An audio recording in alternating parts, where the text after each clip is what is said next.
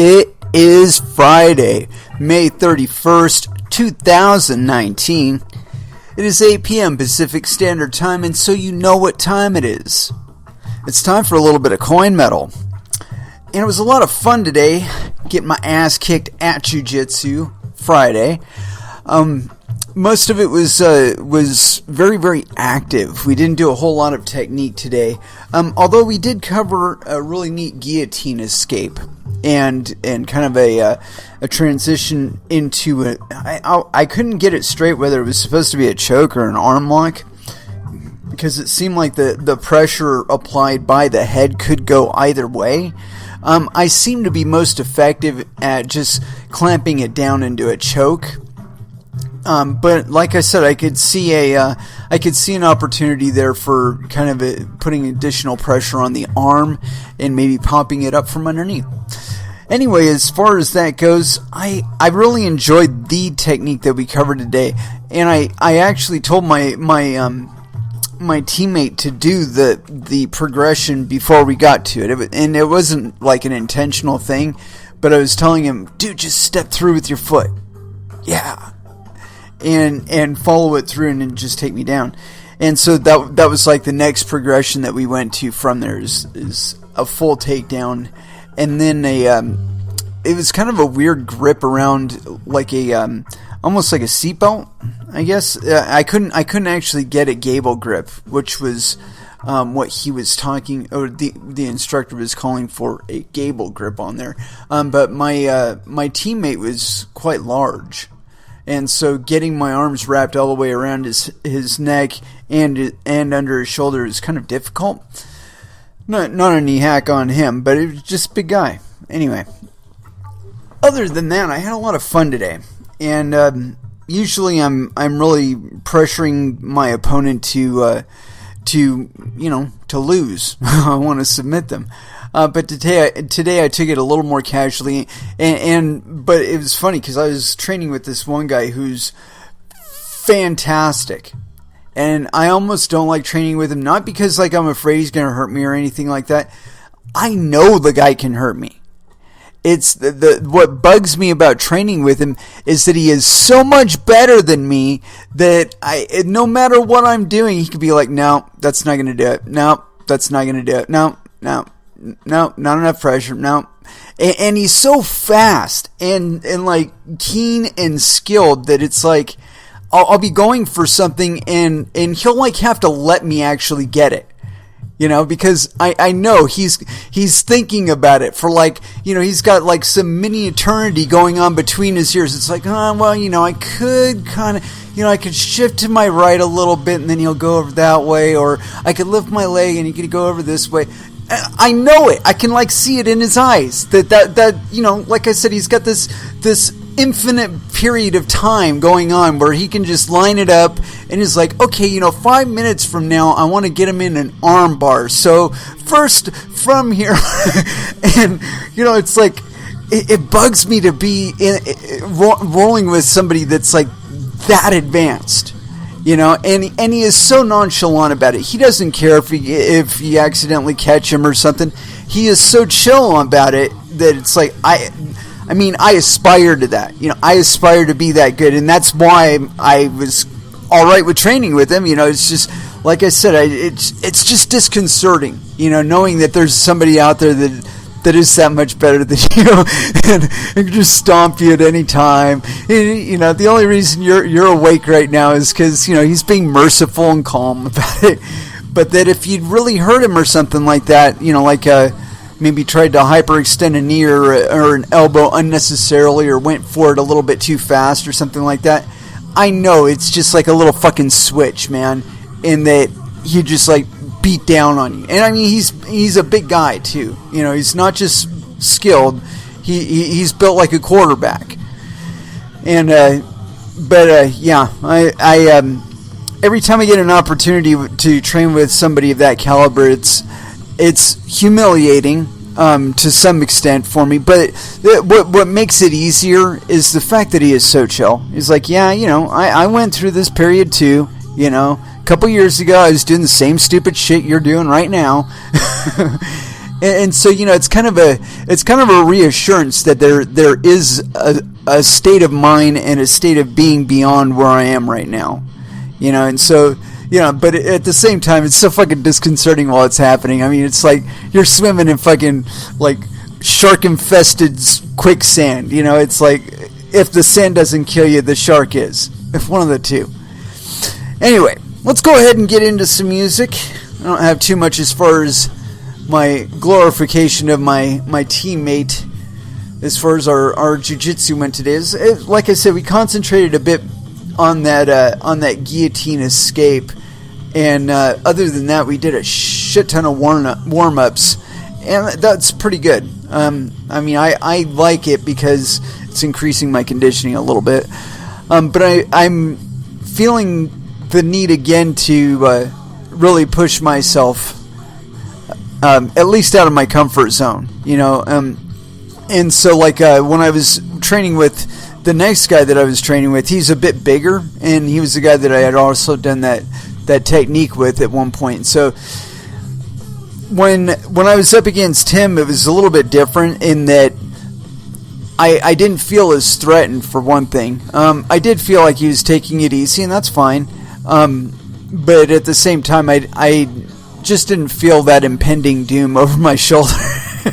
And it's different people, and the thing is he's a little bit slower, and it was funny because I really started to piss him off. I had him in my guard, and so he would push down on the leg, and so then I would grapevine his leg and start shifting to the right or to my left to try and sweep him. And so he'd feel that, and so he'd prop back up again, and then I'd get my guard back, and so then he'd push the knee down, then I'd grapevine the leg, then I'd go for this. And so it's just like this repetition over and over and over again, and I was waiting for him to do something like, maybe something that I like to do in that situation is like, oh, okay, you want to be that way about it? I'm going to lean back on your feet. And then I'm going to put my hands on both of your knees. And then I'm going to just jump forward and get right between your legs. Or at least get one leg in and start working for like a credit card type cracker, where you bring your knee up between their buttocks and pop that guard loose.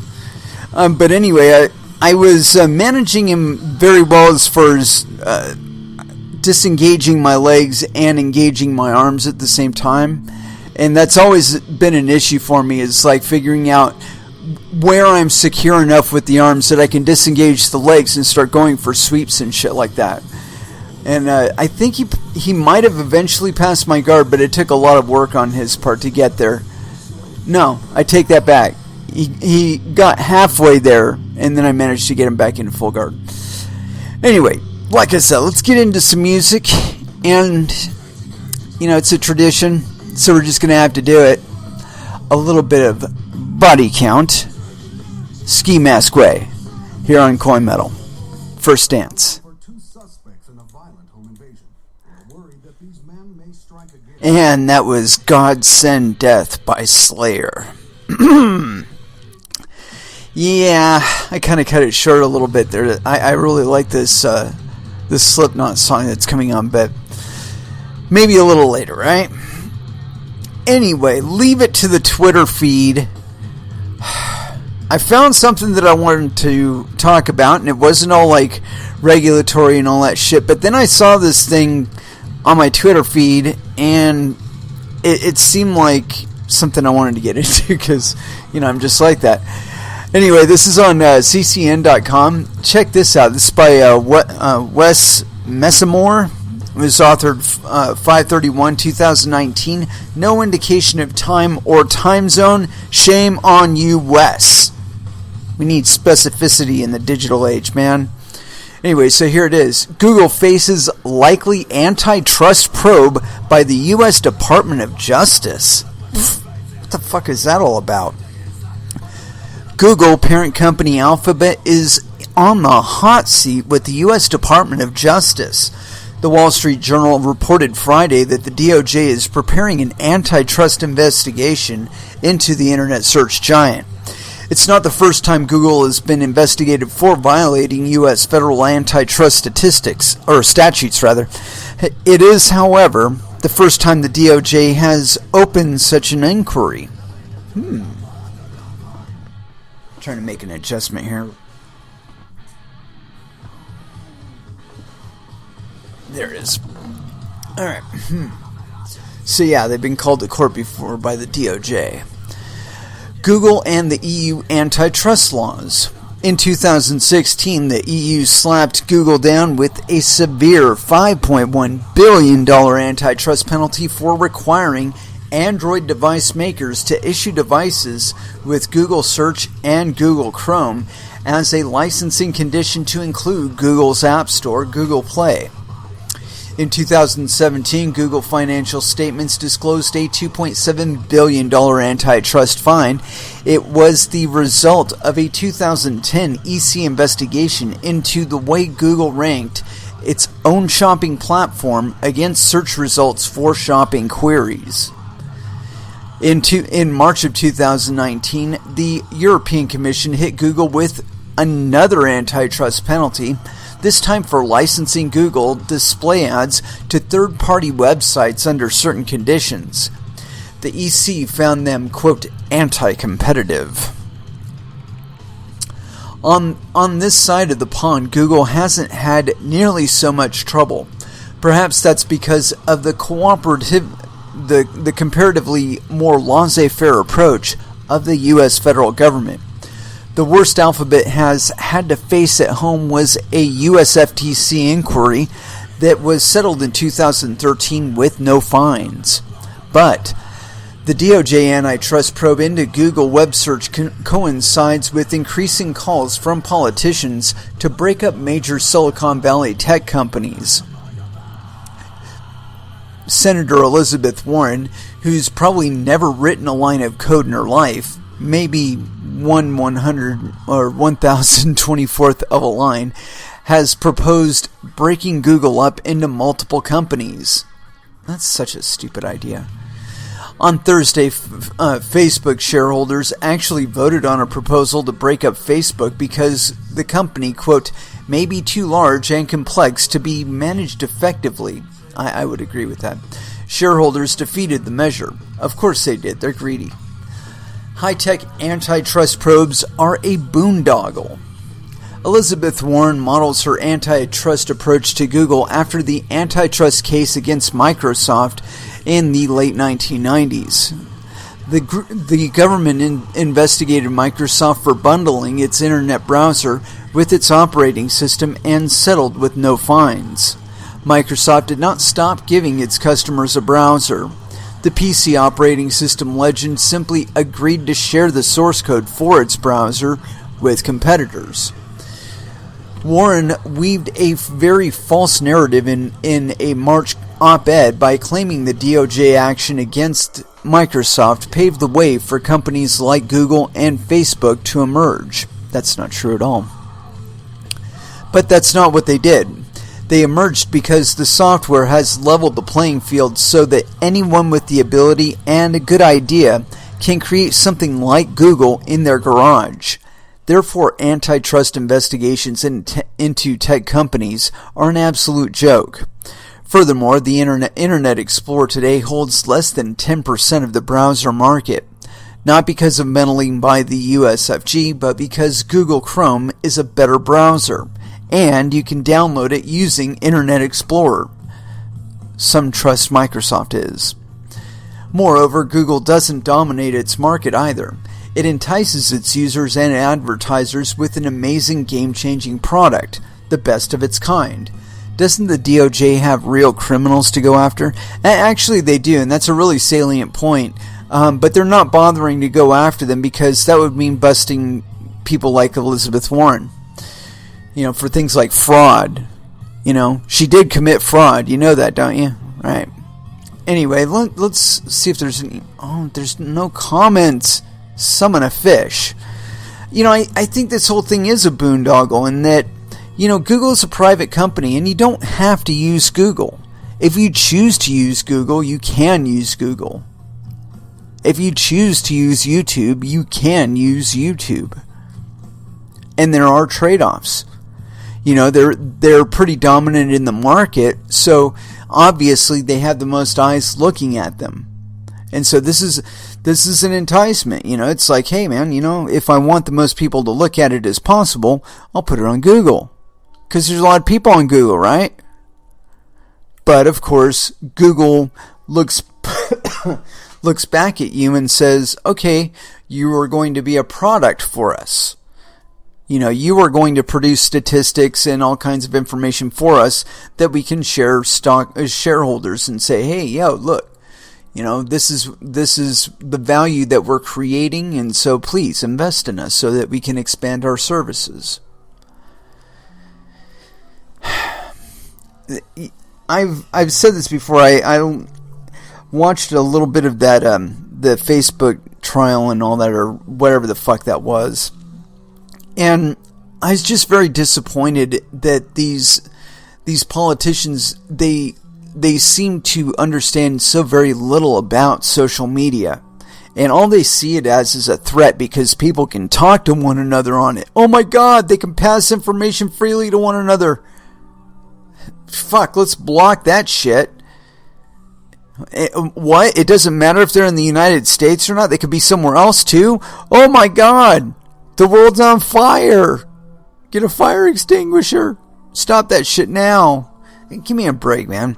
That fight in and of itself is so over. It's like the idea of regulating cryptocurrencies. That's pretty much done, over and done with. That whole idea of you're going to regulate it. Now there are certain points where it can be regulated, and you can rest assured that they will go for those points. But the fact that their participation isn't required at all in cryptocurrencies, that's kind of a game changer there. Hold on one moment. I had to refresh there. So yeah, Google, leave Google alone. DOJ, go fuck yourself. Go find somebody else to bust. And shit, start busting the CIA. They're always getting caught importing drugs, manufacturing drugs, doing all kinds of bust-worthy shit. But let's ignore that, and go after Google or some kid who just invented a cryptocurrency or a token or some shit. Let's investigate him. Let's climb all over his finances. Really, it disturbs me when these people go after the unconventional means of financing that people in cryptocurrencies seek. When they look for fraud and whatnot, and irregular markets in cryptocurrencies, what they find is a reflection of both the existing markets and of the fact that much of the way that cryptocurrencies are different than fiat currencies simply make a lot of the fraud that is happening in legacy markets pretty much impossible. There is plenty of fraud in cryptocurrencies, and I'm not going to lie there. But when you look at it as a whole, from like the perspective of what percentage of the market is quote unquote fraudulent, right?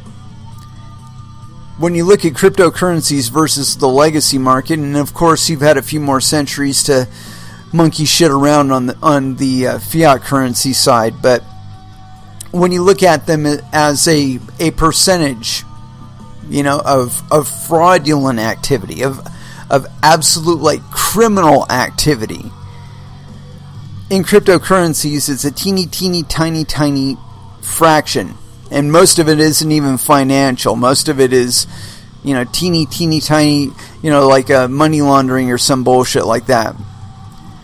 And in my mind, that's nothing for anybody to really care about. If I get some guy on the corner to give me $500 worth of Bitcoin for $500 of cash in his pocket, I'm happy, he's happy. Where's the fraud? Where's the complaint? It's legitimate business. It's barter. Categorize it any way you want. Some government entities call cryptocurrencies property. Some of them call it an asset.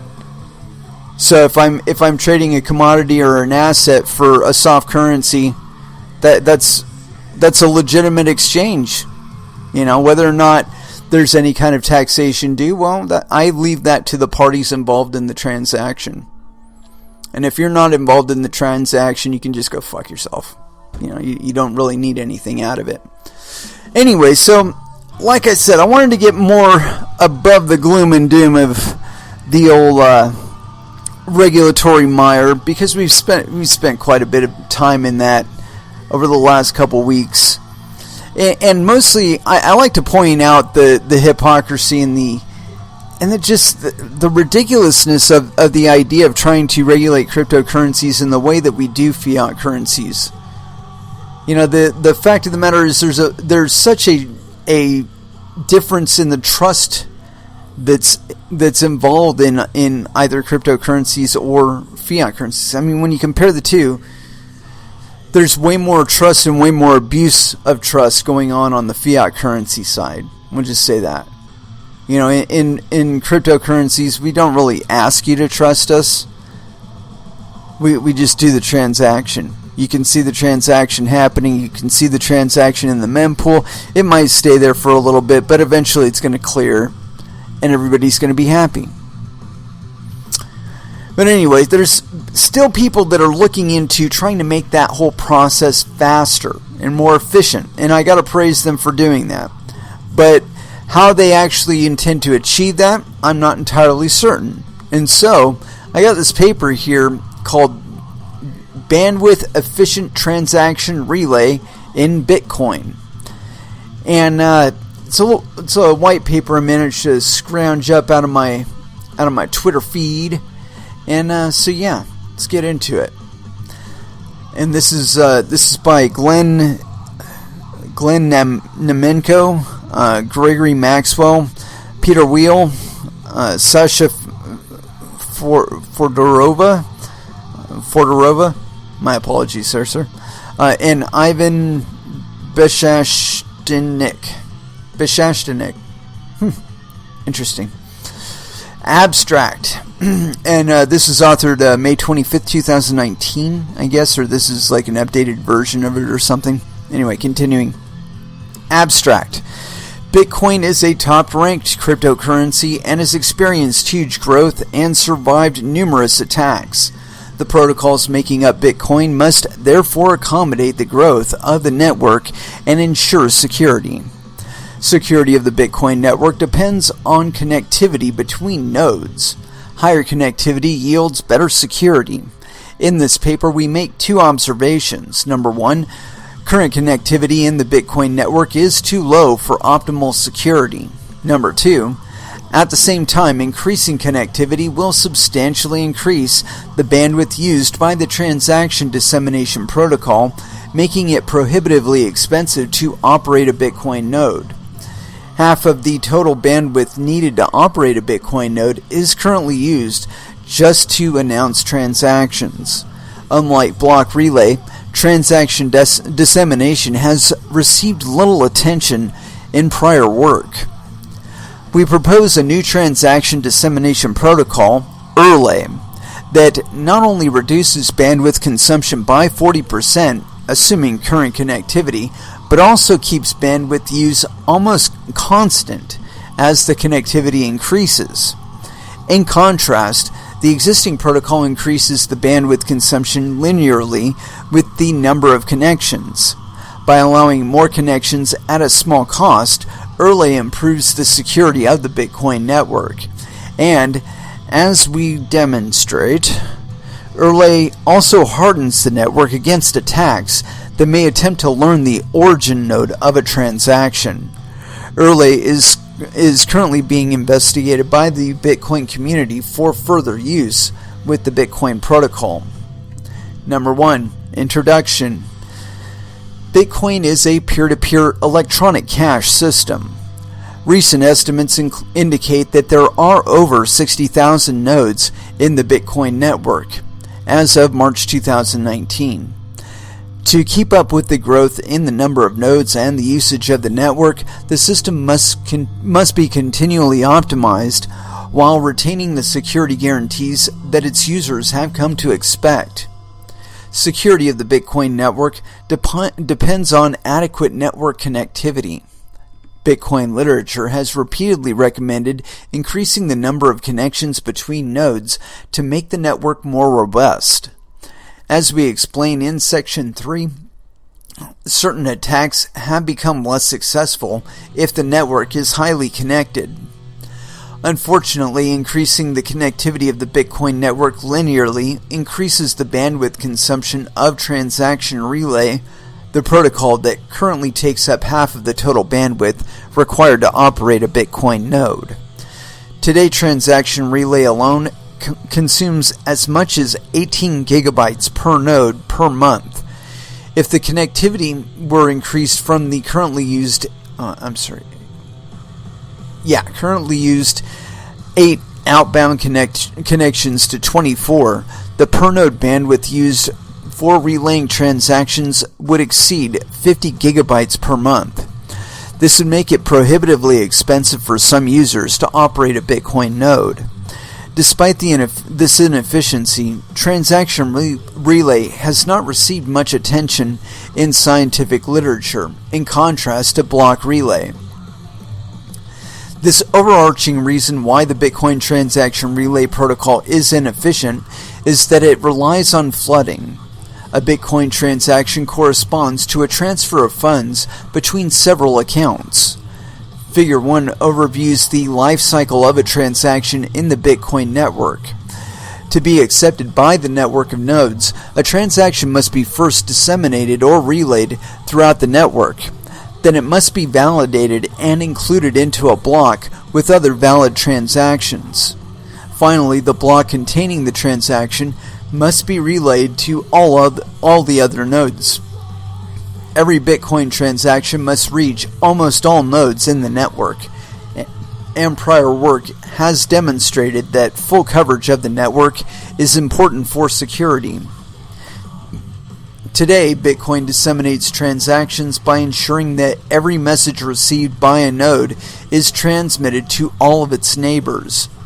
This flooding has high fault tolerance, since no single point of failure will halt relay, and it has low latency since nodes learn about transactions as fast as possible. However, flooding has poor bandwidth efficiency. Every node in the network learns about the transaction multiple times. Our empirical measurements demonstrate that transaction announcements account for 30 to 50% of the overall Bitcoin traffic. This inefficiency is an important scalability limitation. The inefficiency increases as the network becomes more connected, while connectivity of the network is desirable to the growth and the security of the network. Prior work has explored two principal approaches to address this inefficient use of bandwidth. The first is the use of short transaction identifiers to decrease message size. The second is to exclusively use blocks and never transmit individual transactions.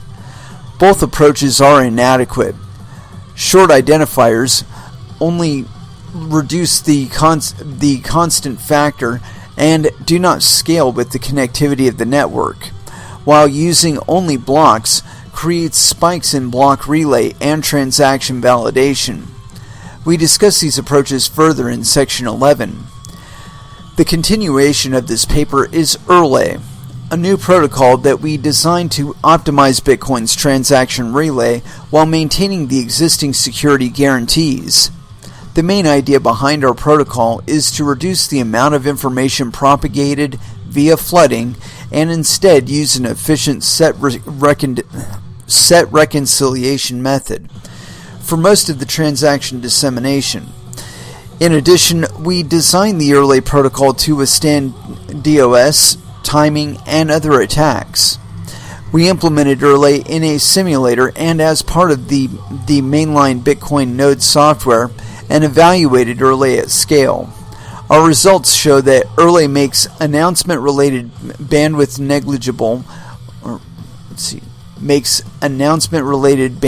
negligible, while keeping latency a small fraction of the intra-block interval. In summary, this paper makes the following contributions. Number 1, we analyze Bitcoin inefficiency of Bitcoin transaction relay protocol. We do this by running a node connected to the Bitcoin network, as well as running a simulation of the Bitcoin network. Our results demonstrated that 88% of the bandwidth used to announce transactions and around 44% of overall bandwidth is redundant. Number 2, we propose a new bandwidth-efficient transaction relay 4 protocol called Relay, which is a combination of fast low fan-out flooding and efficient set reconciliation designed to work under the assumptions of the Bitcoin network. Number 3, we demonstrate that the protocol achieves a close to optimal combination of resource consumption and propagation delay and is robust against attacks. Relay reduces the bandwidth used to announce transactions by 84% immediately and allows the Bitcoin network to achieve higher connectivity in the future for better security. Next, we review the background for our work. Number 2, Bitcoin background. For the purpose of connectivity graph and propagation analysis, there are 2 types of nodes in the Bitcoin network: private nodes that do not accept inbound connections, and public nodes that do accept inbound connections. Public nodes act as a backbone of the network. They help new nodes bootstrap onto the network. Once they have joined the network, public and private nodes are indistinguishable in their operation. Both node types perform transaction and block validation and relay valid transactions and blocks to their peers. The current version of the Bitcoin transaction relay protocol propagates messages among nodes using diffusion. Number 1, which is a variation on random flooding. Flooding is a protocol where each node announces every transaction as it receives to each of its peers. Announcements can be sent on either inbound or outbound links. With diffusion, a peer injects a random delay before announcing a received transaction to its peers. This mitigates timing attacks and significantly reduces the probability of in-flight collisions when 2 nodes simultaneously announce the same transaction over the link between them. The protocol by which a transaction propagates between 2 peers is illustrated in Figure 3. When a Bitcoin node receives a transaction, Peer 1 in Figure 3, it advertises the transaction to all of its peers except for the node that sent the transaction in the first place. And other nodes from which it already received an advertisement. To advertise a transaction, a node sends a hash of the transaction within an inventory or INV message. If a node, Peer 2 in Figure 3, hears about a transaction for the first time, it will request the full transaction by sending a get data message to the node that sent it in the INV message. We refer to the transaction advertising portion of the protocol, all the INV messages, as BTC flood. Since it relies on flooding, most transactions are advertised through each link in the network in one direction, except those that are advertised during the block relay phase. As a result, a node with n connections will send and receive between n and 2n INV messages for a single transaction. 2 nodes may announce these same transactions simultaneously to each other. Both public and private nodes limit the number of inbound and outbound connections. Figure 2.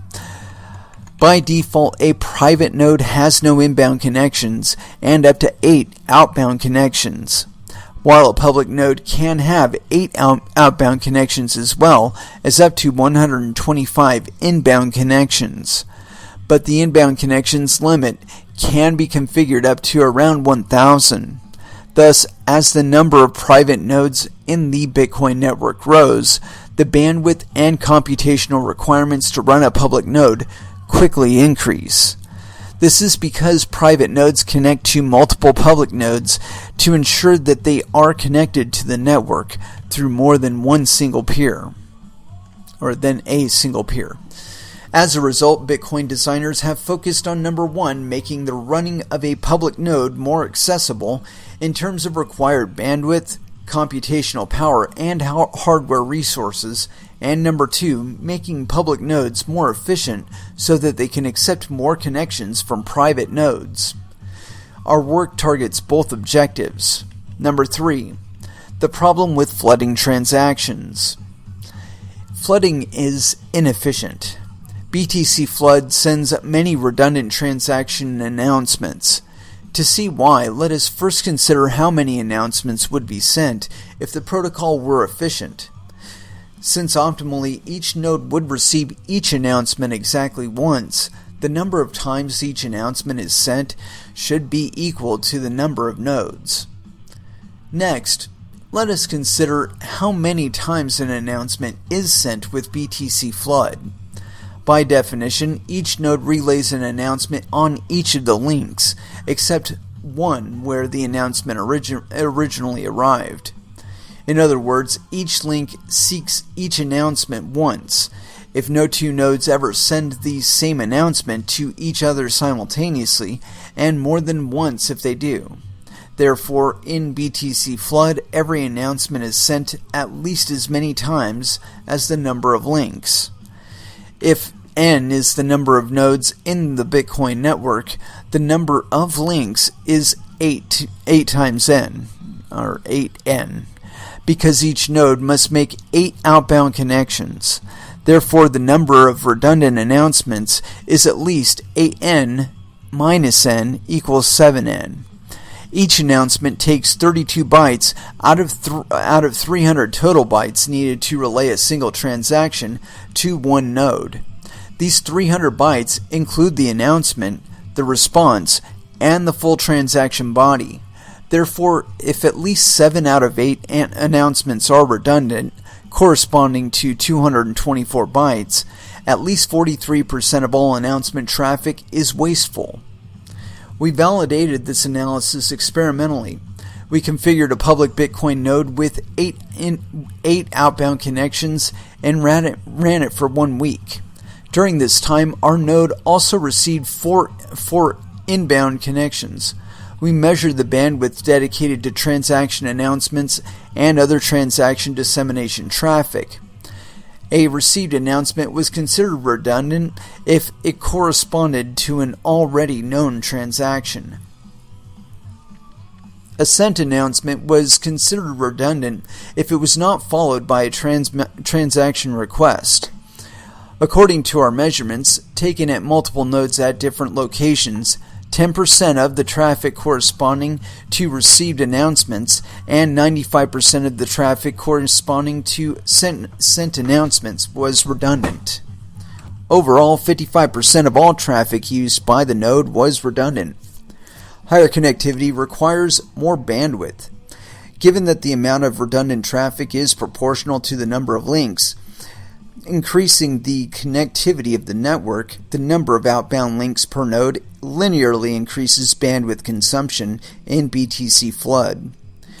We modeled how the bandwidth consumption of disseminating one transaction across the network of 60,000 nodes increases with connectivity. Figure 4, whose results we confirmed via simulation, shows that announcement traffic turns dominant as the network becomes more connected. With 8 connections per node, a private node may consume 9 gigabytes of bandwidth per month just for announcing transactions. Setting connectivity to 24 in Bitcoin today would cause Transaction Relay to consume over 15 gigabytes per month. Higher connectivity offers more security. In P2P networks, higher connectivity improves network security. This is demonstrated by both traditional peer-to-peer research and Bitcoin-specific prior work. Certain attacks become less successful if the network is highly connected. The Eclipse attack paper has shown that fewer than 13 connections would be detrimental to the security of the network. A recently discovered vulnerability relies on INV block. INV block is the technique that prevents a transaction from being propagated by first announcing it to a node, but then withholding the transaction contents for 2 minutes. With higher connectivity, this attack is easier to mitigate. Number 4. Protocol requirements. R1.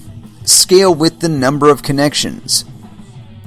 Our main goal is to design a transaction dissemination protocol that has good scalability as a function of the number of connections. This way we can make the network more secure without sacrificing performance. R2. Maintain a network topology suited for a decentralized environment. Bitcoin's premise of a decentralized environment puts constraints on the design of its network. Although imposing a structure onto a network, ergo by organizing it into a tree or a star topology, or by using DHT-style routing, enables bandwidth-efficient implementation of flooding, this also introduces the risk of censorship or partitioning.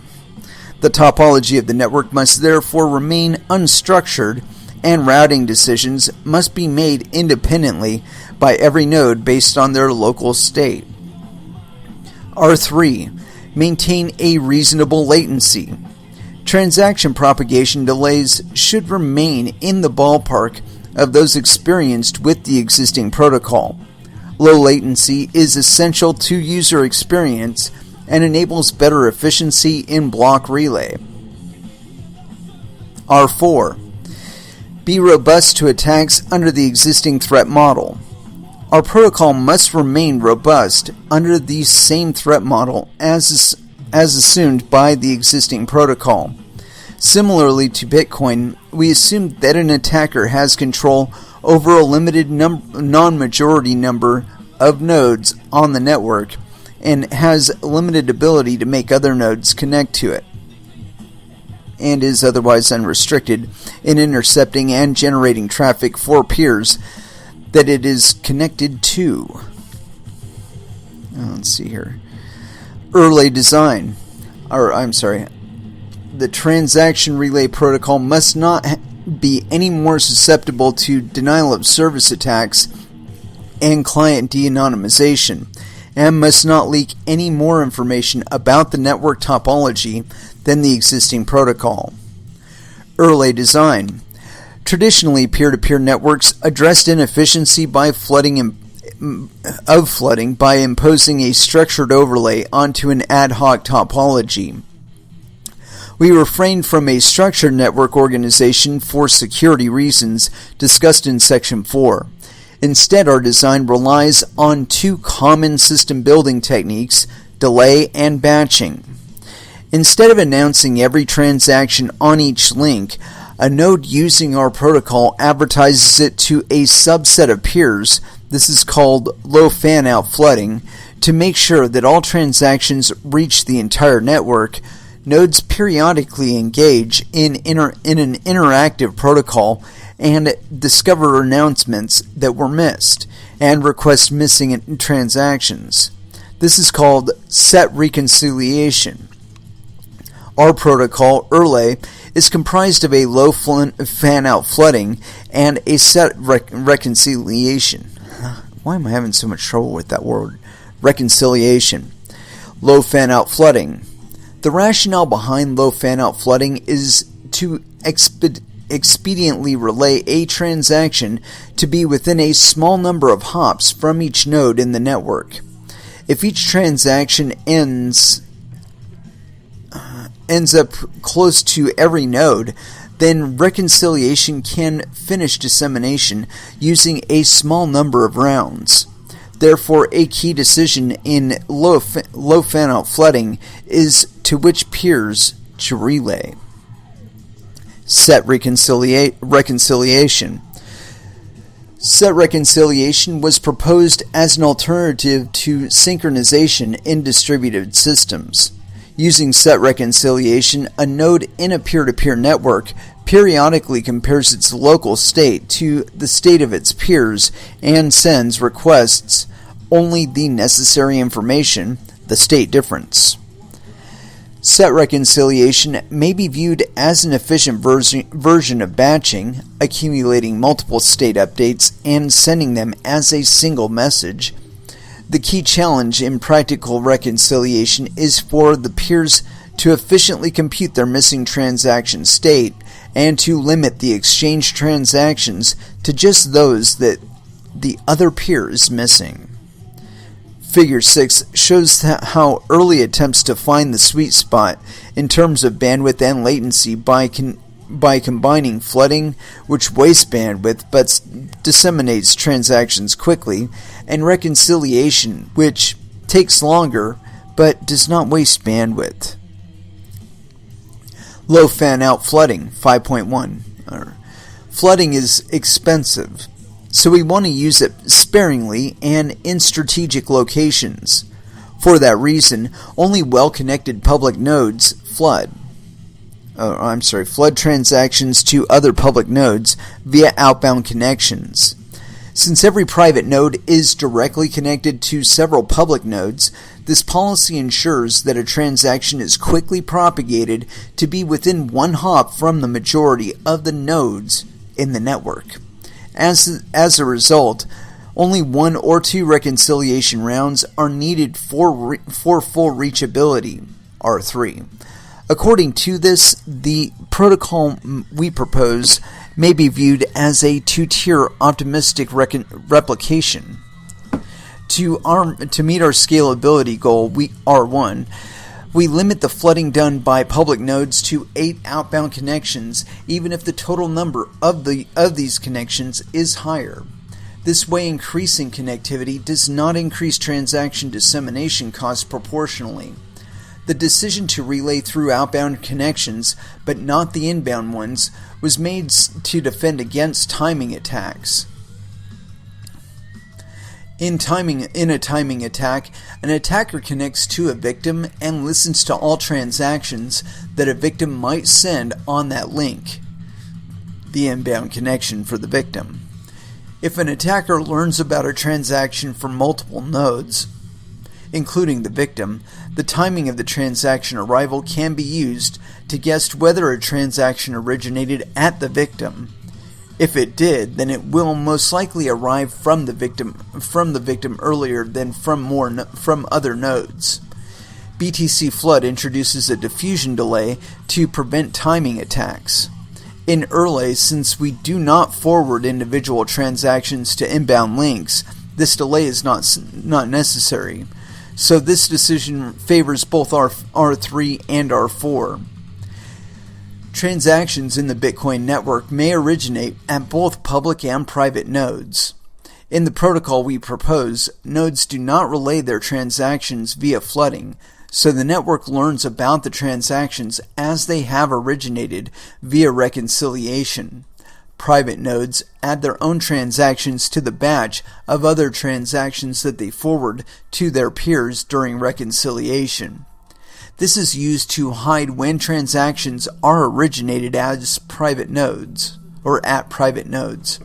If transactions were instead flooded from private nodes, it would be obvious to public nodes that those transactions must have been created at those nodes, because according to the chosen flooding policy, this is the only case where a private node floods a transaction, as they have no inbound links.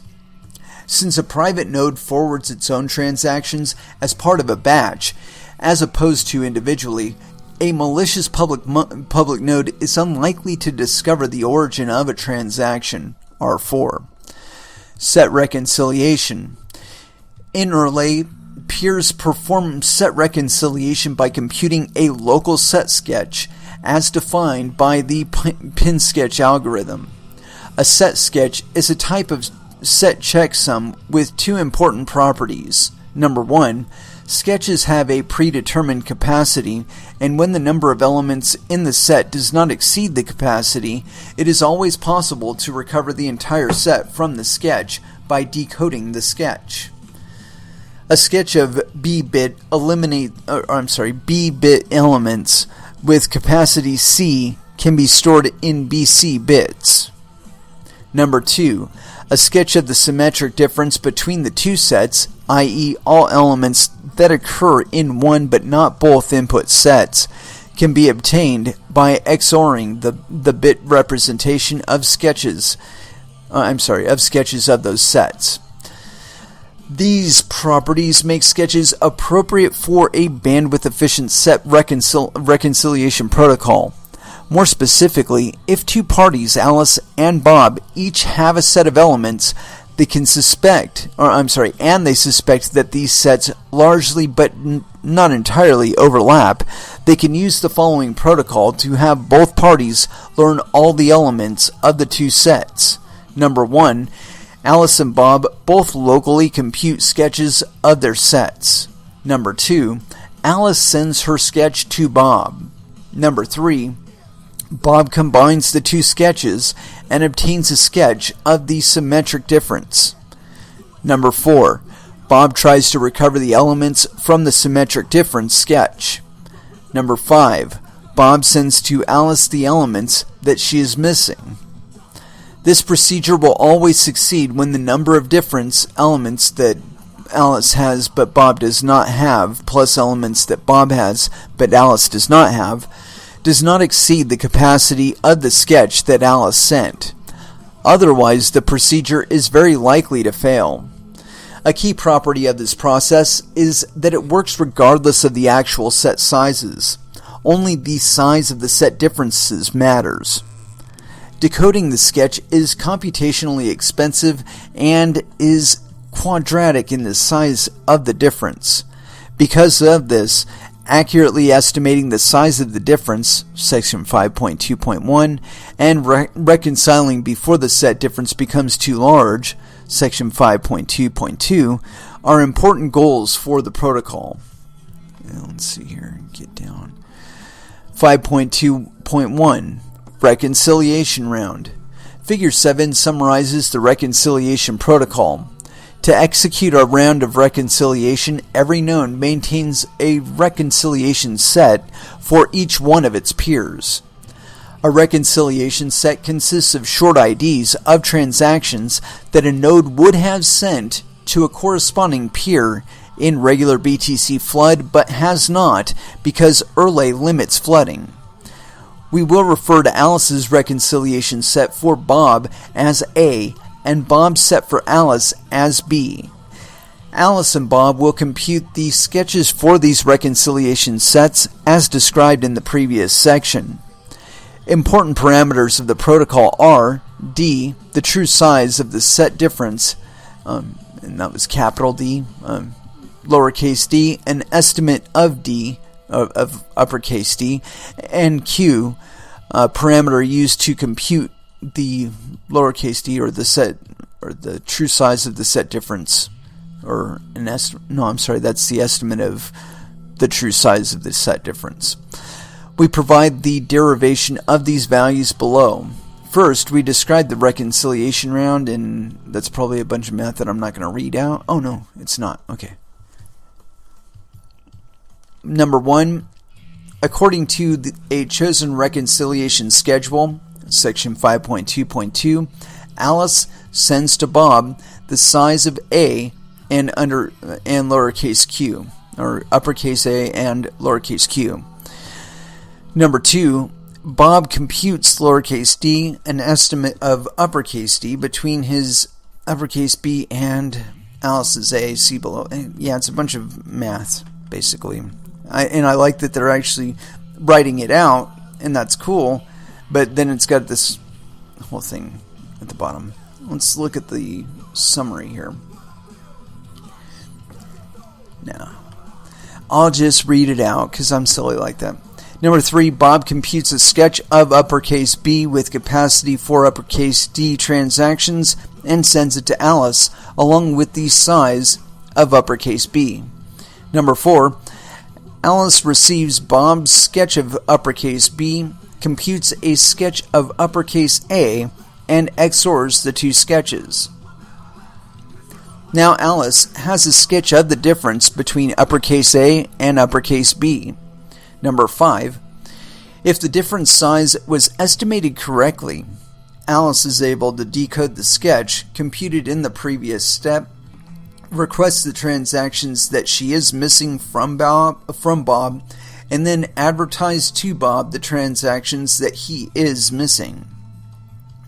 If the estimation was incorrect, sketch decoding failed, Alice will result to bisection, section 5.2.3. Number 6, after this process, Alice updates lowercase q, see below, and clears uppercase A. Bob clears uppercase B.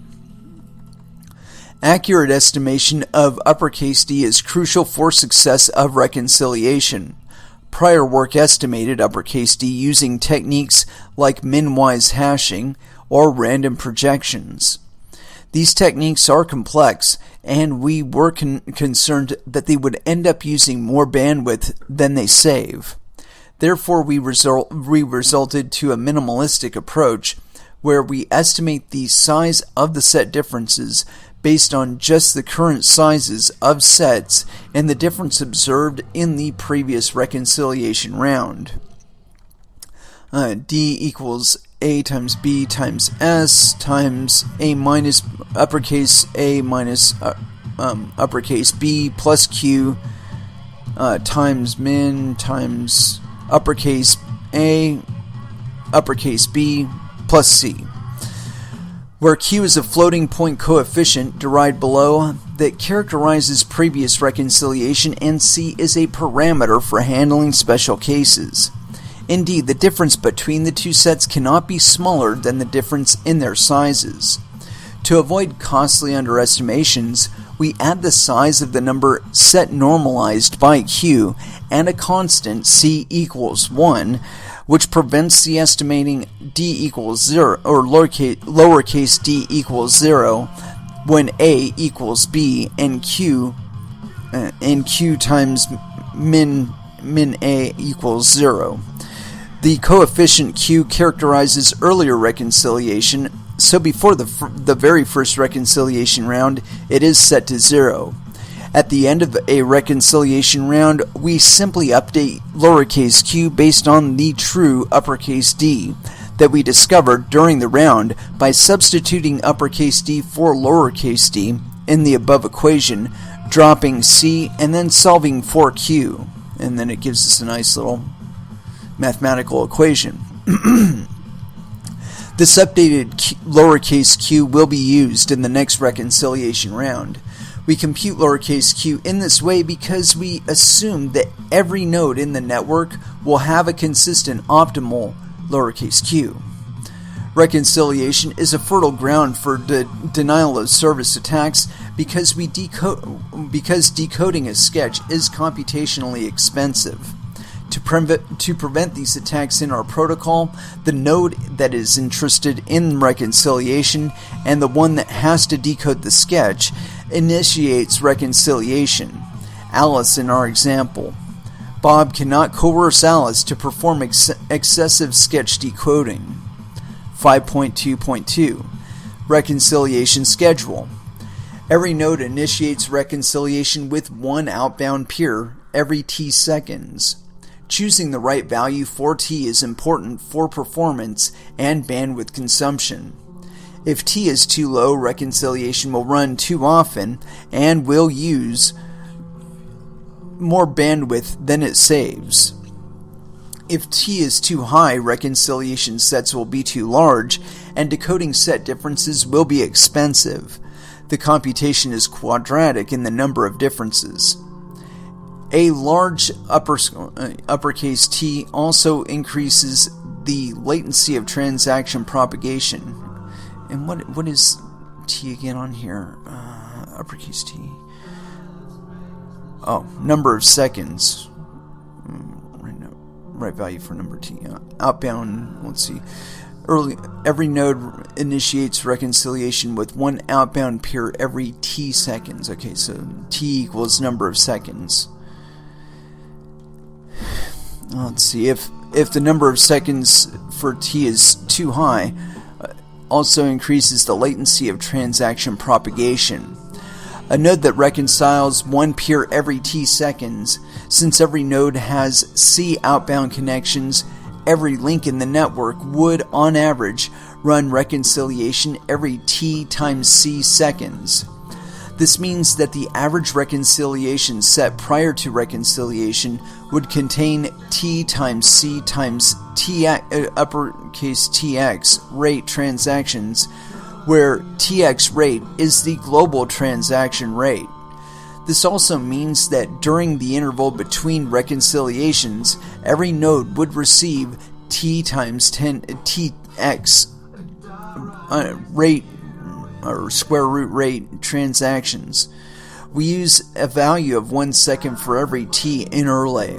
With this setting and the current ratio of private and to public nodes, every public node will perform about 8 reconciliations per second.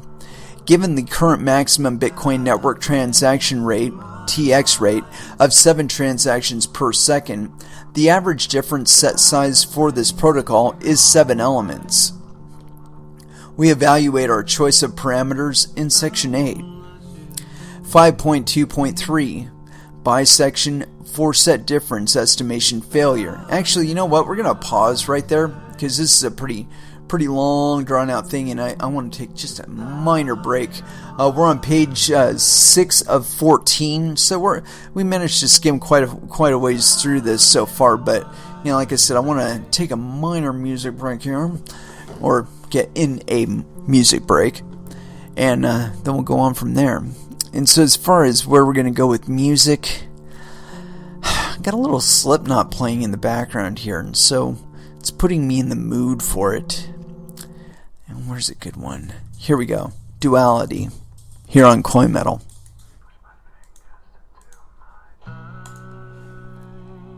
And that was Sixth with Vivid. Yeah, let it run one extra, but with good purpose. I mean, come on now. We're deep into this thing. Let's see.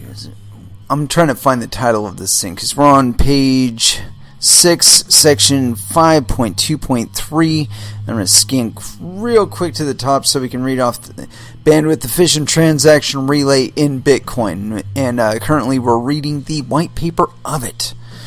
And the short name for it is, what was it at? Erlay. ERLAY. And so let's get back to where we were. Page 6. 5.2.3. And starting with bisection. Here we go. Bisection for set difference estimation failure. Our set reconciliation approach relies on the assumption that an upper bound for the set difference between two peers is predictable. That is, if the actual difference is higher than estimated, then reconciliation will fail. This failure is detectable by a client computing the difference. An obvious solution to this failure is to recompute and retransmit the sketch, assuming a larger difference in the sets. However, this would make prior reconciliation transmissions useless, which is inefficient.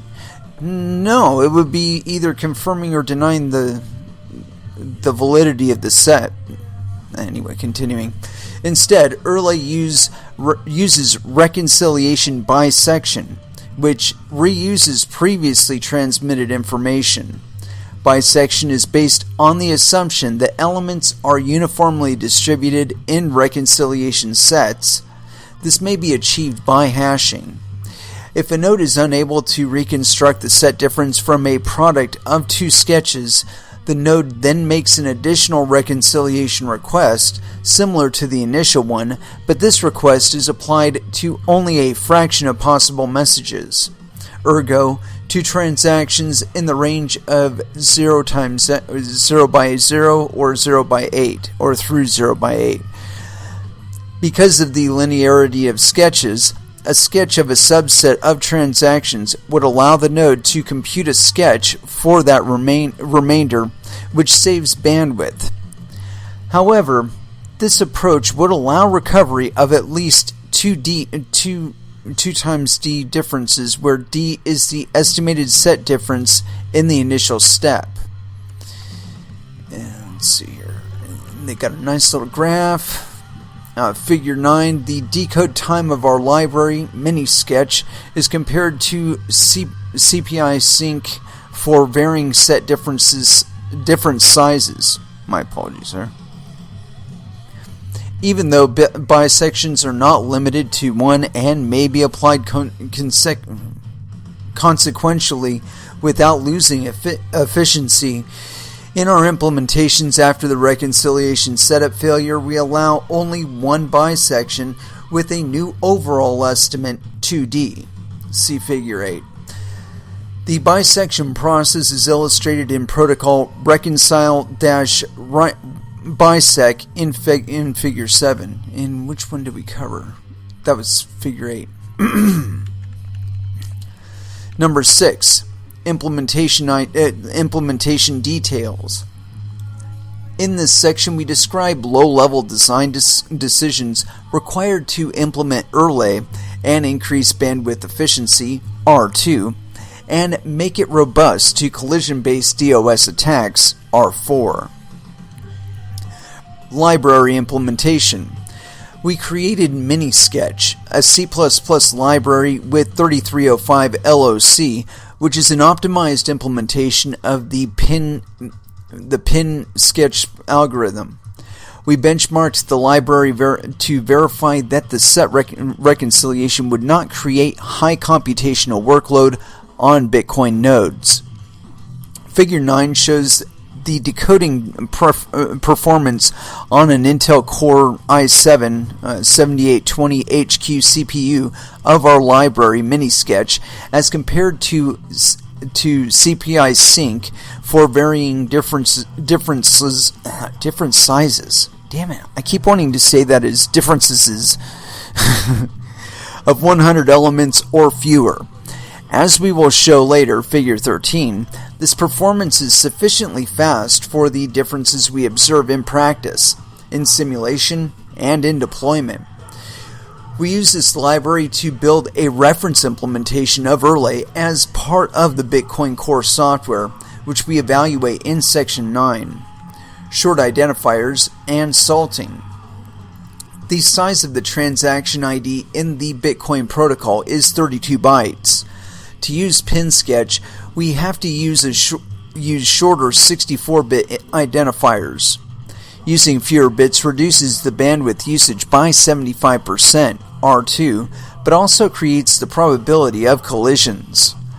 Collisions in transaction relay are an attack surface because a malicious actor may flood a network with colluding transactions and fill memory pools of the nodes with transactions, which would then be propagated and confirmed in a very slow manner. Thus, we want to secure the protocol against such attacks. While collisions on one side of a communication are easy to detect and handle, collisions involving transactions on both sides may cause a significant slowdown. To mitigate this, we use SALT, random data added to an input as input of a hash function, while hashing transaction IDs into short identifiers. The SALT value is enforced by the peer that initiates the connection and, per ERLE's design, requests reconciliation. Since the peer requesting reconciliation also computes the reconciliation difference, the requester peer would have to deal with short IDs of unknown transactions. Since salt is chosen by the requester, reusing the same salt for different reconciliations would allow him to compare salted short IDs of unknown transactions to the IDs received during flooding from other peers at the same time. Low fan-out diffusion delay. Bitcoin flooding mitigates timing attacks and in-flight collisions by introducing a random delay into transaction announcements. For timing attacks, Bitcoin assumes that an attacker connects, possibly multiple times, to the node or takes over a fraction of outbound connections of the node. In a low fan-out model, this attack is not feasible because transactions are flooded through outbound connections only. In-flight collisions are also not possible in the case of low fan-out relay, though only outbound links, because transactions are always announced in the same direction of a link. In consideration of these arguments as well as to reduce latency, Erlay has a lower random diffusion interval. Instead of using T to TOI equals O2. Sorry, I'm completely butchering the math on this, I'm sure. I think it's T to the square root of OI? No. Anyway, 2 seconds for outbound connections and T times blah blah blah. 5 seconds for inbound. T uses 1 second, or Erlay uses 1 second for outbound. Reconciliation diffusion delay. Even though in Erlay, timing attacks by observing low fan-out flooding are not feasible, an attacker would be able to perform them through reconciliations. To make timing attacks through reconciliations more expensive to perform, we enforce every peer to respond to reconciliation requests after a small random delay. In our implementation, a Poisson distributed random variable, which is on average T to the RI 1 second, which is shared across reconciliation requests from all peers. And then we rate limit reconciliations per peer. This measure would make Erlay better than BTC Flood at withstanding timing attacks. Our measure in Erlay has the same ideas as in flooding / low fan-out diffusion, however having the ratio of T underscore T. I'm sorry, I'm completely butchering the math on it. I really gotta brush up on my maths. Higher makes timing attacks less accurate because blah blah blah. Average time before an attacker receives a transaction would be propagated to more nodes in the network. We chose the interval of 1 second because a lower interval would make Erlay more susceptible to timing attacks than Bitcoin, and a higher interval results in higher latency. Evaluation methodology. In evaluating Erlay, we focus on answering the following 3 questions. How does Erlay compare to BTC Flood in latency, the time it takes for the transaction to reach all of the nodes, and bandwidth, the number of bits used to disseminate a transaction? Number 2, how do the 2 parts of Erlay, low fan-out flooding and reconciliation, perform at scale with varying connectivity, varying number of nodes, and varying transaction rates? And number 3, how do malicious nodes impact Erlay's performance? We use measurement results from 2 sources to answer the questions above. First, we used a simulator to simulate Erlay on a single machine, Section 8. Second, we implemented Erlay on the mainline Bitcoin client and deployed a network of Erlay clients on the Azure cloud across several data centers, Section 9. Simulator design. Our simulation was done with NS3. We modified an open source Bitcoin simulator, 26, to support transaction relay. The original simulator had 9663 LOC. The version we modified has 9948 LOC. Our simulator was based on the INV-get data transaction relay protocol, see section 2. It is parameterized by the current ratio of public nodes to private nodes in the Bitcoin network and transaction rate based on the historical data from the Bitcoin network, 7 transactions per second on average. We simulate the different ratios of faults in the network by introducing black hole nodes, which receive transactions but do not relay them. Our simulator does not account for heterogeneous node resources, the block relay phase, the joining and leaving of nodes during the transaction relay phase, churn, and does not consider sophisticated malicious nodes. The propagation latency measured for BTC flood by our simulator matches the value suggested for the validation of Bitcoin simulators, and our measured bandwidth matches our analytical estimates. Topology of the simulated network. We emulated a network similar to the Bitcoin network, since inferring the Bitcoin network topology is non-trivial. In our simulation, we bootstrapped the network in 2 phases. Public nodes connected to each other using a limit of 8 outbound connections, then private nodes connected to 8 random public nodes. In some experiments, we increased connectivity, as indicated in the experiment's description. Unless stated otherwise, our simulation results are for a network of 6,000 public nodes and 54,000 private nodes. This is the scale of today's network. In each experiment, we first used the above 2 steps to create the topology, and then we relayed transactions for 600 seconds. On average, we generated 4,200 transactions from random private nodes. 8. Simulator results. In this section, we use simulation to demonstrate latency, bandwidth consumption, and security of relay, and compare them to BTC flood. 8.1. Relay bandwidth usage.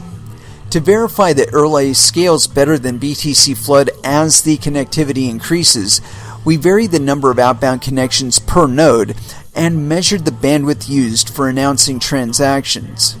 Figure 10 shows the results.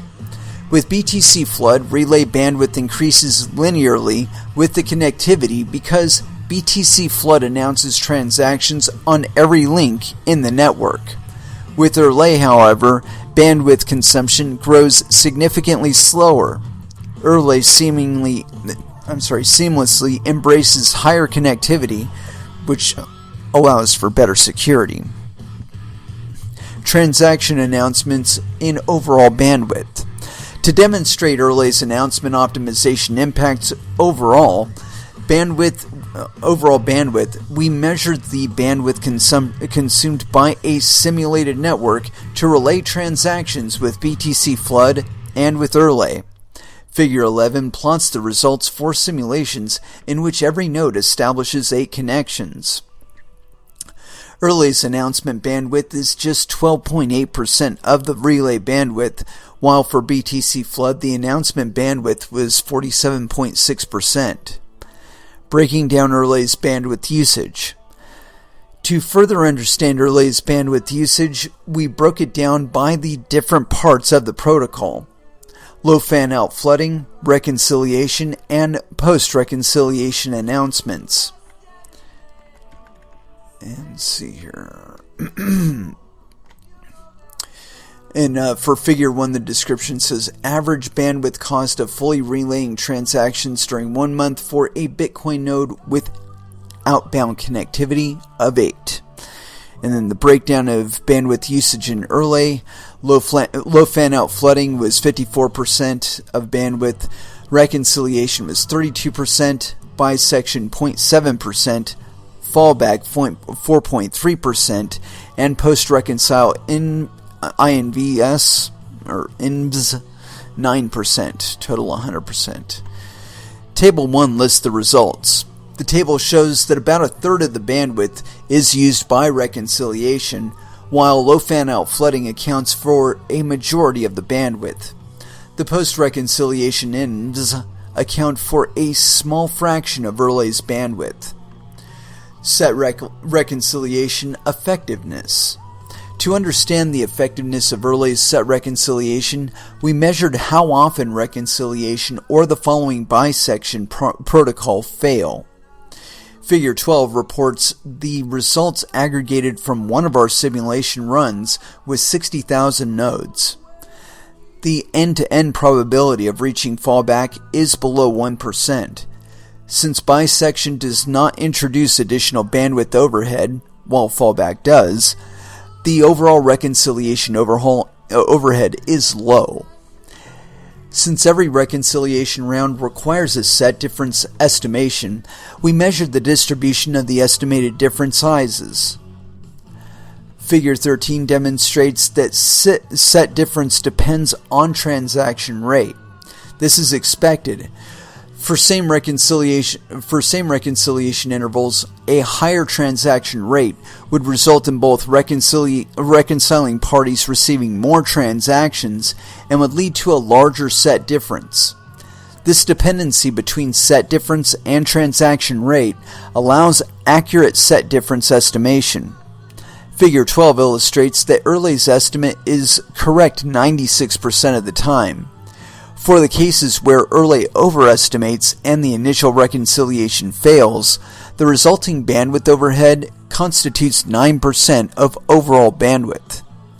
In our library benchmarks, the decode time for a sketch containing 100 differences is under 1 millisecond. Thus, the computational cost of operating over sketches with the distribution in Figure 13 is negligible. 8.2 Relay latency. Figure 12 plots the average latency for a single transaction to reach all nodes for Erle and BTC flood as we vary the total number of nodes. In this set of experiments, we kept constant the ratio between private and public types of nodes at 9:1. This is the ratio in today's Bitcoin network. Erle has a constant latency overhead on top of BTC flood that is due to its use of batching. However, this overhead is just 2.6 seconds and changes at approximately the same rate with the number of nodes as BTC flood's latency. Erle's per transaction latency can be reduced at the cost of higher bandwidth usage. This is a tunable parameter subject to design constraints. We choose to pay this latency overhead because this is an acceptable cost to maximize bandwidth efficiency, as we demonstrate in Section 10. One of Erle's goals is to enable higher connectivity. We therefore analyze the latency of Erle and BTC flood for different connectivities of the network. Figure 15 demonstrates that as connectivity increases, latency significantly decreases for BTC flood at high bandwidth cost, and only slightly decreases for Erle without significant effect on bandwidth. To understand how transactions propagate across the network, we measured the latency to reach a certain fraction of nodes in the network. Figure 16 demonstrates that Erle follows the same... let's see, where is it at? It gives a lot of charts here. Propagation pattern as BTC flood with a fairly constant overhead of 2.6 seconds. Latency under faulty condition. We also evaluated Erle's latency in a simple adversarial setting. For this, we simulated a network in which 10% of the public nodes are black holes and measured the time for a transaction to reach all nodes. While it is difficult to outperform the robustness of BTC flood, an alternative protocol should not be dramatically impacted by this attack. According to our measurements, while the slowdown with BTC flood in this setting is 2%, the slowdown with Erle is 20%. We believe that this latency increase is acceptable for a batching-based protocol. We have ideas for heuristics that might be applied to mitigate black hole attacks and make relay less susceptible. For example, a node might avoid reconciling with those outbound connections that regularly provide the fewest new transactions.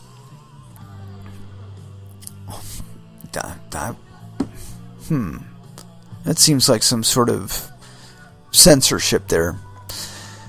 Because the threshold could be set high enough to where the average person couldn't receive and send enough. 8.3. Scalability with transaction rate. Or worse yet, a group of nodes could say, you know what, fuck this guy, we're just not going to include him in the set. And because you're not actually doing any reconciliations or anything like that on the network, your network threshold, your network response and whatnot is low enough that they just delete you off of it. Anyway, continuing on. 8.3. Scalability with transaction rate. To demonstrate that bandwidth savings and latency are not impacted by higher transaction rates, we simulated a network of 54,000 private and 6,000 public nodes with a connectivity of 8 generated transactions at different rates, from 7 transactions a second to 70 transactions a second, and measured the impact of higher transaction rates on latency and bandwidth.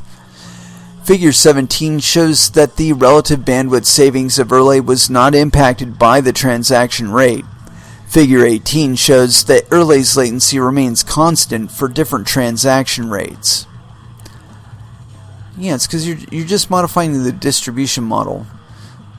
Confirmed these let's see if there's more text to this. No. Confirm these results in a network of 100 nodes running our prototype implementation. Yeah, you would have to. You know how you get more transactions per second? You increase the block size limit. They increased the block size limit to 10 megabytes. That's how they got it to 70 transactions per second. 8.4. Withstanding timing attacks. One of Relay's design goals is to be more robust to timing attacks from Sybils. To evaluate Relay's robustness against timing attacks, we simulated a network of 60,000 nodes and used first SPI estimator approach to link transactions to nodes of their origin. With the first SPI estimator, an attack deploys some number of SPI nodes. Each node keeps a local log of time-stamped records, each of which records number 1, when the SPI first learned about a transaction, and number 2, from which node the SPI learned it. In our setup, at the end of the experiment, the SPI nodes aggregate their logs and estimate that the source node of a transaction is the node which was the very first one to announce the transaction to any of the SPIs. Tables 2 and 3 list the success rates of the first SPI estimator for different number of SPIs, which were either private or public nodes. While Relay is more susceptible to spying by private nodes, Table 2, we believe that this is acceptable for 3 reasons. Number 1, the success rate is below 50% for both protocols, which means that this de-anonymization attack is unreliable. Number 2, dude, it doesn't have to be... you expand the time window of your attack. And then you do an average across your results. Say you do your attack 50 times. And from that you can discern where the participants are. Or at least who the participants are, rather. Anyway, continuing on. While Relay is more susceptible to spying by private nodes, Tables 2, we believe that this is acceptable for 3 reasons. Number 1, the success rate is below 50% for both protocols, which means that this de-anonymization attack is unreliable. Number 2, the difference between the 2 protocols is at most 10%. Well, what's the difference? What does that difference of 10% mean? Is it more or less susceptible than BTC flood? What? Number 3, Erlay is materially more susceptible to spying when there are higher levels of private spying nodes, 30%. At this level, an attack with public spies is a more reasonable alternative since the attacker must control fewer nodes to achieve a higher attack success rate. By contrast, Erlay increases the cost of the de-anonymization attack by public nodes. An attacker must control more long-running public nodes in the network with Erlay than with BTC Flood to achieve the same attack rate. We also measured that increasing the connectivity with Erlay does not change success rate of first spy estimation.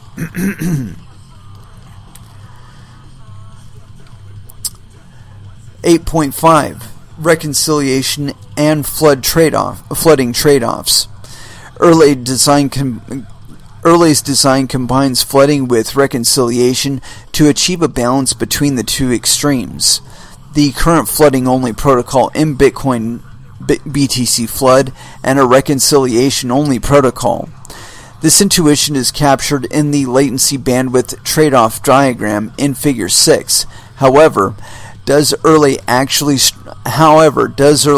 strike a balance? And what other immediate protocol alternatives lie between flooding-only and reconciliation-only designs? A key design choice in Erlay is to flood transactions to 8 outgoing peers and none to the inbound peers. We have also considered other alternatives while designing Erlay.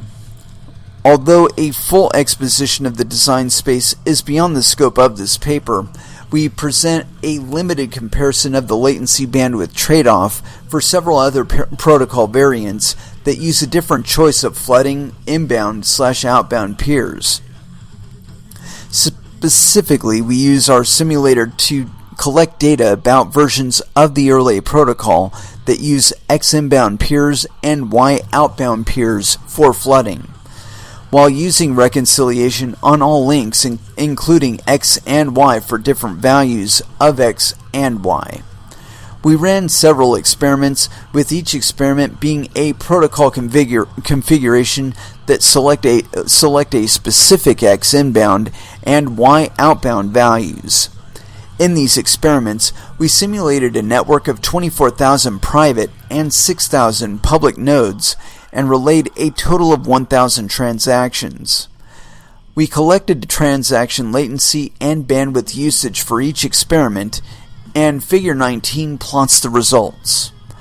Figure 19 shows that BTC Flood and reconciliation only indeed lie at opposite ends of the trade-off spectrum, top left for BTC Flood and bottom right for reconciliation only, and, most key, Erlay lies closer to the bottom left corner than either configuration. This figure also shows that configurations with other choices of values for X and Y get close to the left corner, but they do not strike as good a balance between latency and bandwidth as Erlay does. Number 9. Reference implementation results. We implemented Erlay as part of Bitcoin Core. For this, we added 584 LOC, not including Minisketch. We used a network of 100 Azure nodes located in 6 data centers, running a reference implementation of our protocol integrated with Bitcoin Core node software to evaluate Erlay in deployment. We generated and relayed 1,000 transactions, all originating from one node, with a rate of 7 transactions per second. We compared the average latency and bandwidth of Erlay versus Bitcoin's current implementation. Table 4 summarizes our results. According to our measurements, Erlay introduced a latency increase of 0.2 seconds while saving 40% of the overall node bandwidth. As in our simulations, Erlay has a higher latency but lower bandwidth cost, confirming our original design intent. Number 10. Discussion. Reconciliation-only relay. We believe that a reconciliation-only transaction relay protocol would be inherently susceptible to timing attacks that could reveal the source of the transaction. Unlike flooding, reconciliation is inherently bidirectional. An inbound connection for one peer is an outbound connection for another peer. Delays cannot be applied per direction, but rather per link. Therefore, BTC Flood's diffusion delay cannot be used in reconciliation. Early increases latency from 3.15 seconds to 5.75 seconds. Early increases the time to relay an unconfirmed transaction across all nodes, which is a small fraction of the end-to-end transaction processing, 10 minutes. We tuned early to maximize bandwidth savings, assuming that an increase in latency from 3.15 seconds to 5.75 seconds is acceptable. It is possible to tune early to provide the same latency as BTC Flood by reconciling more often, but this would save 70% of transaction relay bandwidth instead of 84%. If we tuned early to provide the same latency as BTC Flood, we could increase network connectivity and improve the network security without additional bandwidth overhead. In practice, there are two primary implications of transaction delay latency increase. Block production rate is defined by block relay latency, which is only indirectly defined by transaction relay latency. If fewer transactions are relayed, it will take longer for blocks to propagate, since missing transactions have to be relayed and validated. Block production rate is defined in this way because to maximize the security of the network, all miners have to work on the latest block and can avoid generating orphan blocks. Because Early's latency among public nodes is better than BTC Flood's, Early's diffusion interval is lower, miners' orphan rate will probably be lower with Early. And because most miners today use an overlay network, ergo fiber, transaction relay latency increase 3.15 seconds to 5.75 seconds with Early will have even less impact. User experience. If a transaction is accepted in an unconfirmed state, then the user perceives the 2.6 second latency increase. However, unconfirmed transactions are rarely accepted by users. Instead, users will wait for at least 10 minutes to confirm transactions. Therefore, we think that Early's 2.6 latency increase insignificantly impacts the user experience. Compatibility with Dandelion. Dandelion is an alternative transaction relay protocol introduced to improve the anonymity and robustness to adversarial observers in Bitcoin. Dandelion has two phases: stem, propagation across a single link of 10 nodes on average, and fluff, relay using flooding from the last node in the stem link. Early is complementary with Dandelion. Early would replace the fluff phase in Dandelion with the stem phase of while the stem phase of Dandelion would flood through both inbound and outbound links to preserve the privacy of private nodes. Backward compatibility. Only about 30% of Bitcoin nodes run the latest release of Bitcoin Core. Therefore, Early must be backwards compatible. If not all nodes use Early, then Early may be activated per link if both peers support it. Sophisticated timing attacks. In section 8.4, we demonstrated that Early is less susceptible to timing attacks based on the first SPY estimator. Withstanding more sophisticated attacks, ergo fingerprinting propagation traces, is an open question for future research. Mining-related attacks. There is no direct relationship between Early and attacks like selfish mining. By making timing attacks more expensive, Early makes it harder to infer the network topology. Inferring the topology would allow clustering the network by attacking bottlenecks. Clustering the network would then split mining efforts and introduce many orphan blocks until the network clusters recompose. Thus, Erlay indirectly makes the network stronger. Relevance to other blockchains. Erlay is relevant to most other deployed blockchains, ergo Ethereum, Zcash, because they use flooding for transaction relay. Even though there might be a difference in transaction ID size or number of connected peers, the difference that matters is transaction rate. As figures 17 and 18 illustrate, Erlay is theoretically suitable for systems with higher transaction rates, in other words, bigger blocks. On the other hand, since PinSketch has quadratic complexity, using it without modifications would lead to high computational cost of reconciliation and higher hardware requirements. To reduce the computational cost of reconciliation, we suggest applying bisection from the first reconciliation step. For example, consider a system with a network similar to Bitcoin, but with a throughput of 700 transactions per second. If Erlay is applied, that would be 100 blocks, or 100 megabyte size blocks. If Erlay is applied to the same way as we suggest for Bitcoin, an average reconciliation set difference would consist of 1,000 elements. According to the benchmarks, straightforward reconciliation through Minisketch would take about 1,000 milliseconds.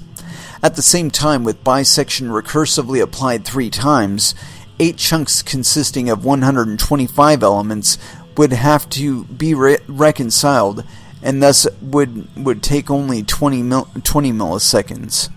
The result makes Erlay usable for systems with much higher transaction rates. We do not propose to measure for Bitcoin because, considering the transaction rate in Bitcoin, the computational cost of reconciliation is already low enough. Number 11. Related work.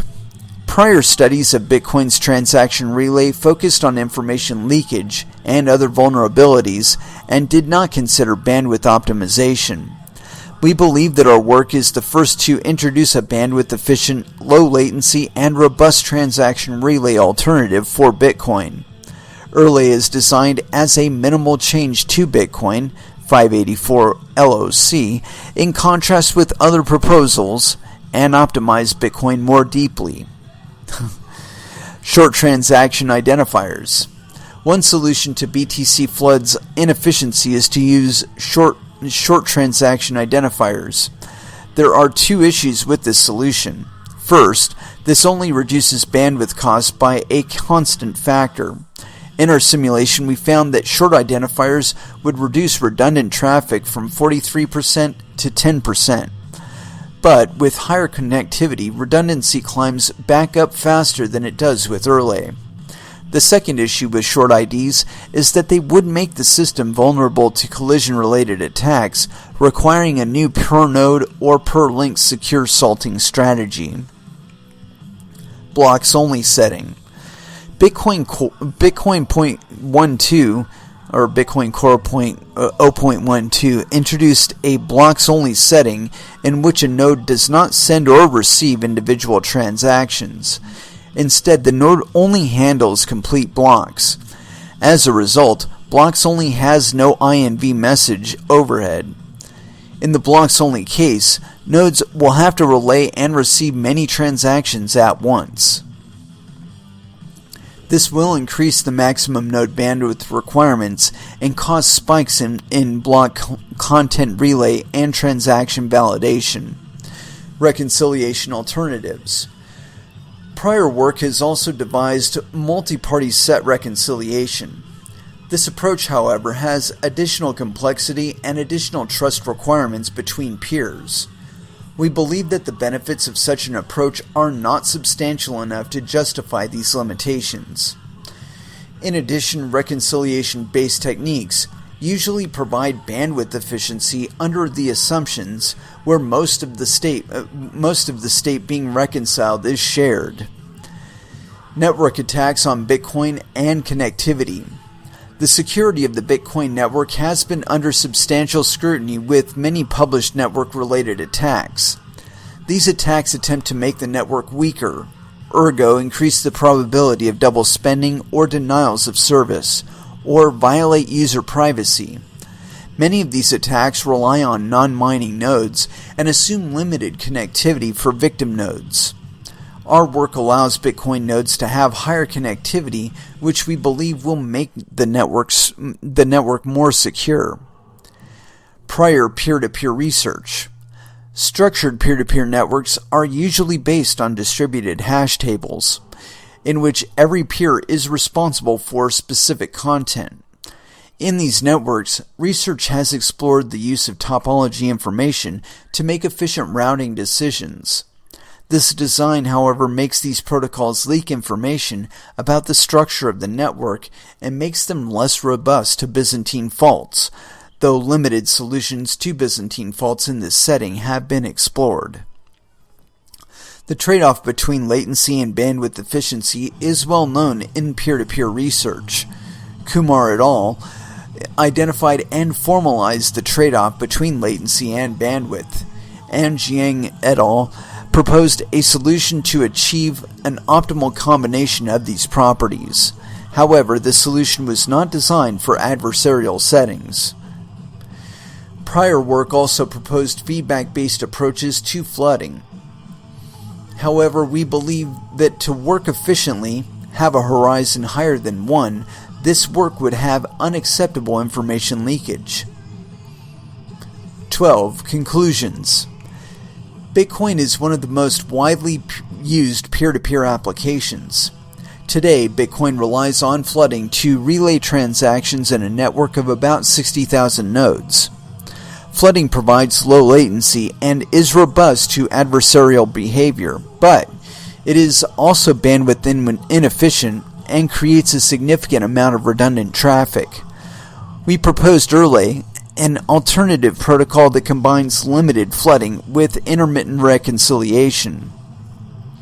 We evaluated early in simulation and with practical deployment. Compared to Bitcoin's current protocols, early reduces the bandwidth used to announce transactions by 84%, while increasing the latency for transaction dissemination by 2.6 seconds, from 3.15 seconds to 5.75 seconds. Early allows Bitcoin nodes to have higher connectivity, which will make the network more secure. We are actively working to introduce Early into Bitcoin Core's node software.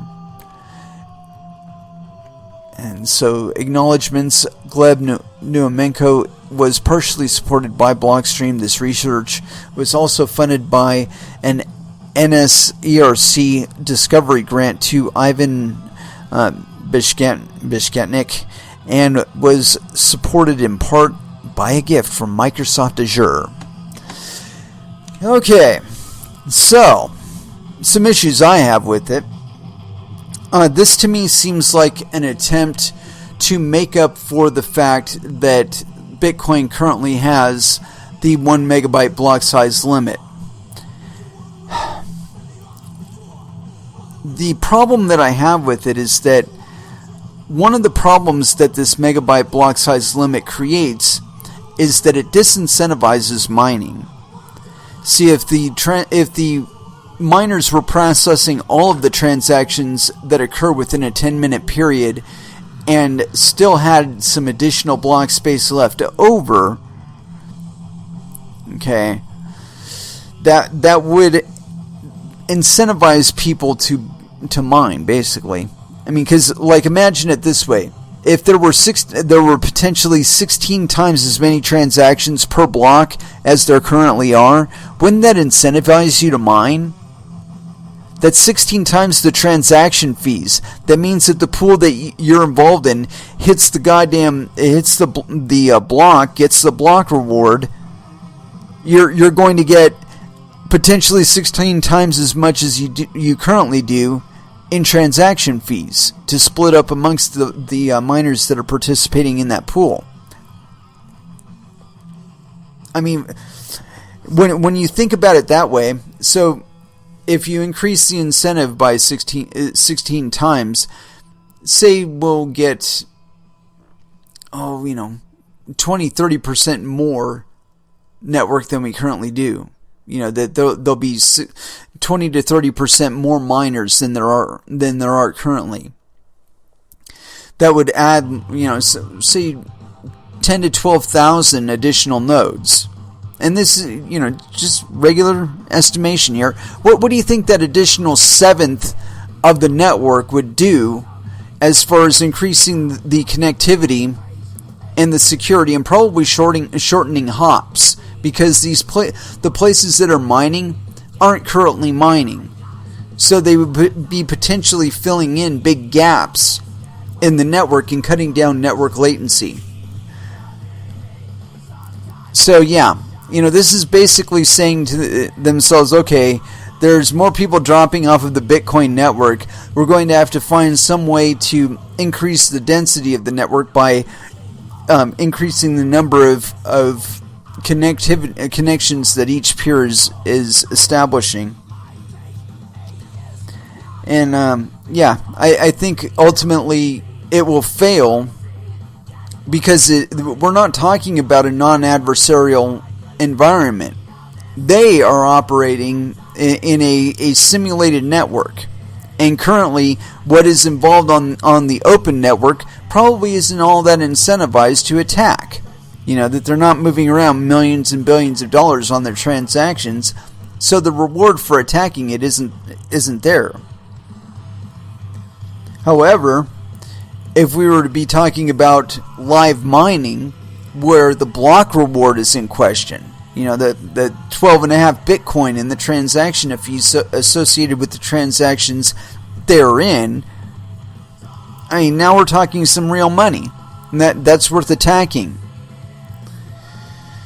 So yeah, basically they're sacrificing security for some fantasy of security. Yeah.